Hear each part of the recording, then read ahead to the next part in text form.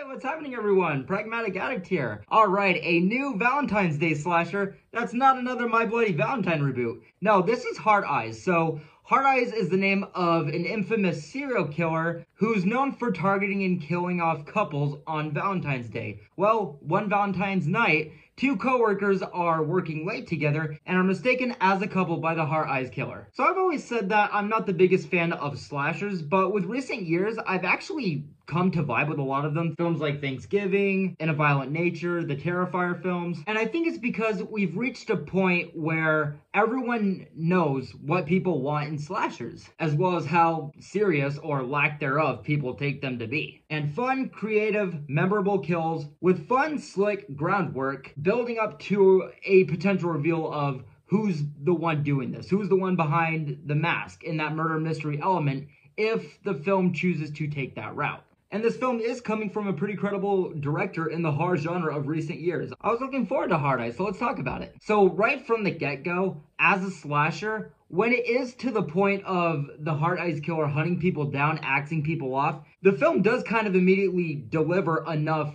with that. Everything from little gimmicks to make a killer in a slasher their own, like wardrobes, weaponry, as well as the first real kill. I say real because there are a couple of bullshit side kills straight away that just kind of introduce the movie, but that first typical slasher chase sequence, for example, that first genuine kill, it was memorable enough. Nothing that may be genuinely reinventive per se, but still memorable enough. A decent first real kill sequence, just a fine enough first step for this film. Also, in typical slasher fashion, as far as predicting, hoping who will get killed off, another really fun thing that comes with slashers, the film has that as well. For example, after this first real kill, we're seeing a news story interviewing several locals, giving their thoughts on the killer before segueing into our main characters, which obviously we do not know yet. Living in such a big city like Seattle, where this film takes place,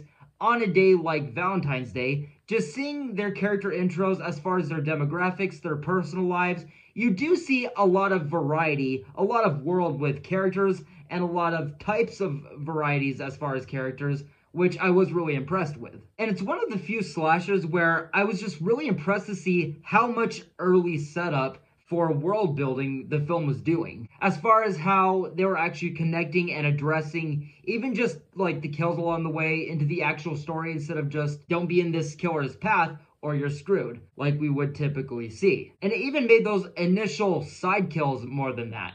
And I just couldn't help but respect how passionate and how serious they seemed to be about this. And I was really impressed when I noticed that there's not actually a ton of kills right away, but more so there was always something still making the Hard Eyes killer relevant and present, like news broadcasts or people that will bring up how they knew someone who was just murdered, or getting toward, especially in the nighttime, people will be passing by others and be like, hey, happy Valentine's Day, don't get killed, huh? Happy Valentine's Day. Happy V-Day! Don't get killed, all right? What was... Why would he say that? No, a good portion of this movie is just setting up these two leads and the world around them and world itself with characters and whatnot. Just very solid slasher groundwork where the whole film and world kind of just feels like party life, with a slasher sadly lurking about somewhere, which also provided for solid build-up toward that. It also made the film feel engaging because in such a big city with such a big night,